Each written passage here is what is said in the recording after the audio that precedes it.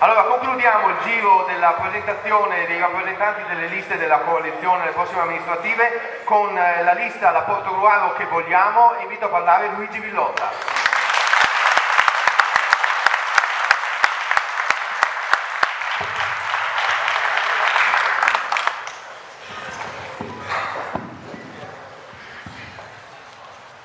Un cordialissimo saluto a tutti gli intervenuti ed anche un benvenuto ai gentili ospiti che oggi abbiamo l'onore di ospitare nella nostra città. Sono tutte persone che ci sono molto vicine e non solo nei momenti particolari di quelle che sono le scadenze elettorali. Io non ho particolari meriti, oppure come si dice in gergo militare, l'anzianità fa grado, ma credo che essere l'ultimo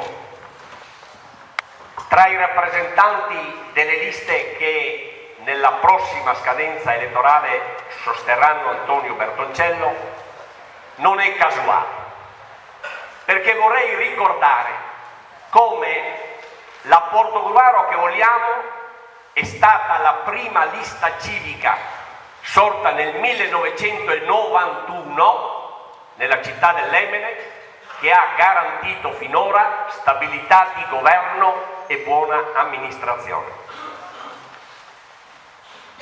È stata un'esperienza che ha portato culture diverse, modalità di pensiero, dai cattolici democratici fino ai riformisti, a mettersi insieme perché il futuro di una comunità passa attraverso delle volontà, attraverso degli ideali e soprattutto una voglia di fare rispetto ai problemi reali della gente.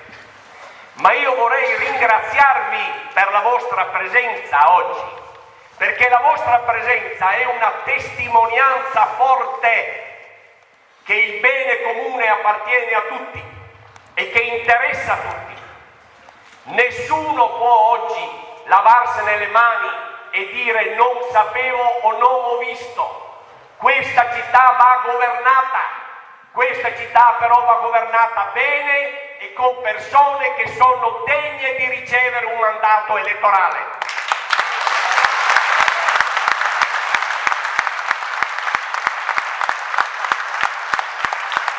Oggi nel nostro paese,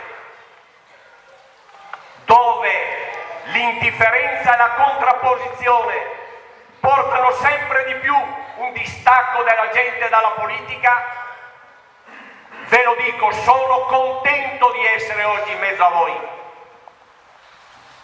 Ho nostalgia delle campagne elettorali ancora degli anni 70, dove con la vecchia 500 e con l'altoparlante, col tettuccio apribile, si andava tra la gente a parlare con la gente.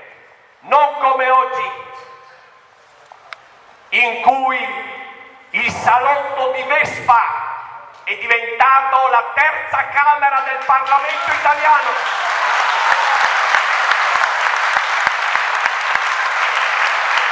Il nostro Paese sta attraversando un periodo molto difficile, ma i nuovi maestri sono dove? Il Grande Fratello e l'Italia dei famosi, mentre il nostro Paese ha oggi in gioco dei valori fondamentali. Per fortuna ogni tanto la nostra mamma Rai manda in onda qualche programma che può far pensare. La città dei matti, ne cito una sola, con la storia di Franco Basaglia. Due gli elementi che sono usciti: libertà e responsabilità.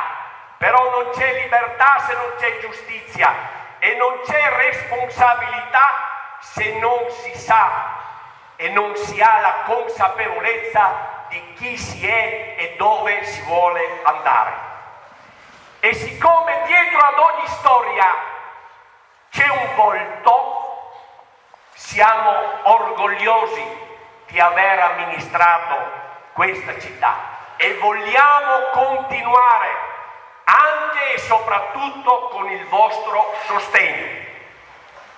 Perché?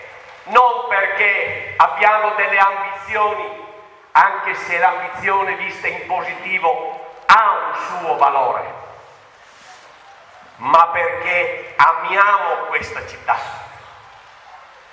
Dobbiamo difendere questa terra, perché c'è qualcuno che è ammantato dal desiderio di dire, di fare, ma poi in realtà l'amara consapevolezza di vedere che Portogruaro piano piano viene svuotato. Perché, l'ho detto prima, non c'è bene prezioso, e lo ha ricordato molto bene l'amico Marco Terenzi, non c'è bene più prezioso che il bene comune.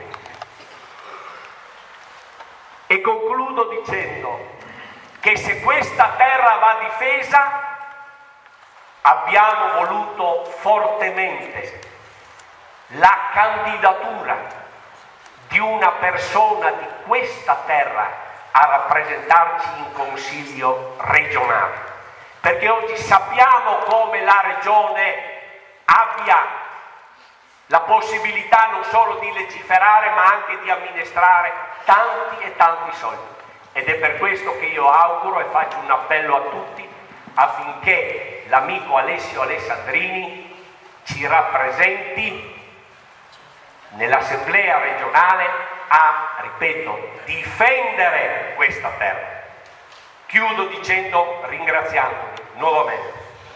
Noi ci siamo e insieme sono sicuro che ce la faremo.